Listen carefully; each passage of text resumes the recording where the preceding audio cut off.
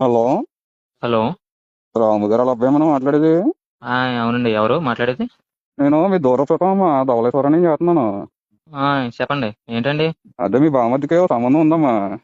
ఆయ్. ఎలాంటోడో కనుక్కుందంట, వాళ్ళ బావని అడగని చెప్తారన్నారు, అందుకే నీకు ఫోన్ చేశానమ్మా. ఆహా. ఎంత ఇస్తారండి కట్నం? ఓ 10 ఎకరాలు ఇస్తామమ్మా. ఏం 10 ఎకరాలా? ఆ, ఏంటండి, రొయ్యల చెరువా? ఏకబిటమ్మా రైలు చెరువు. 3 ఫేస్ కరెంట్ ఉందా? 3 ఫేస్ అమ్మా. రోడ్డు వరనండి చెరువు? రోడ్డు అన్నమ్మా. అయ్యి బాబోయ్, అంటే ఎంత లేదనుకున్నా మన సైడ్ 50 లక్షలు తక్కువ ఉండదండి బాబు. 3 ఫేస్ కరెంట్ అండి. ఆడు పెద్ద ఎదవండి బాబు. ఆడి 10 ఎకరాలు కట్నం ఎందుకండి బాబా? ఆడు మామూలుగా వాళ్ళ అమ్మకే మా మేనతని ఇచ్చి బాధపడుతున్నాడు వాళ్ళ నాన్నకే. ఆహా. ఇప్పుడు ఆడి గురించి తెలిసిన ఎవరో ఊర్లో పిల్లనిస్తలేదు, చుట్టుపక్కల ఊర్లో కూడా తెలియదండి బాబు. మరి మీరు ఎందుకు వచ్చారు నాకు అర్థం కావట్లేదు. మీకు ఎవరు చెప్పలేదేమో అయితే. బాబు ఆడు శాంతం, మనుషులు కరెక్ట్ కదా ఆడు ఊర్లో.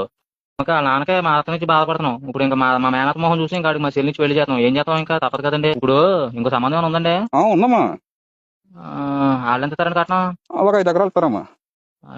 మనకి 5 ఎకరాలు చాలండి, మనం పెద్ద ఆశగా పడం. ఇప్పుడు 5 ఎకరాలు అది రొయ్యలు చెరువు అండి.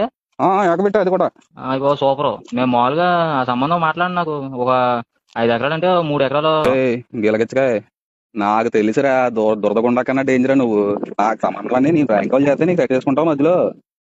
అరే, నువ్వని తెలిసా నేను ఊరి మీద ప్రాంక్ చేసిన. నువ్వు నాటకాలు అడగరా, నువ్వు ఎలా